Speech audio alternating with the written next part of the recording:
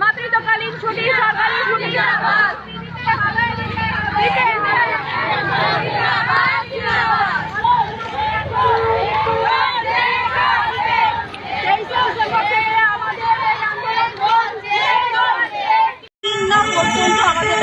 মেনে নেওয়া হয়। আমাদের অনারিয়াম বৃদ্ধি করা হচ্ছে এবং আমাদের তার সঙ্গে সঙ্গে যে সমস্ত দাবি দাবা আছে সেগুলো মেনে নেওয়া না হচ্ছে ততদিন কিন্তু আমরা কর্মবিরতি মানে কোনো কাজ করবেন না। কিন্তু আপনারা যখন কোনো কাজ করবেন না তখন মানুষের তো হ্যাম্পার হবে, কাজ হ্যাম্পার হবে, ওটা নিয়ে কী করবেন? মানুষের কাজ তো হ্যাম্পার হবে। তারা বুঝে গেছে যে আশাকর্মী ছাড়া স্বাস্থ্য ব্যবস্থা একেবারেই অচল।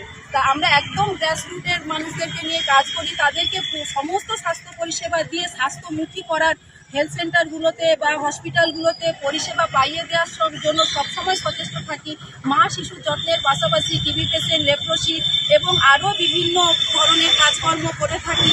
কিন্তু আমরা যদি এই কাজ এখন বিরতি করি, নিশ্চয়ই তো সাধারণ মানুষের তাদের একটা অসুবিধে তো হবেই।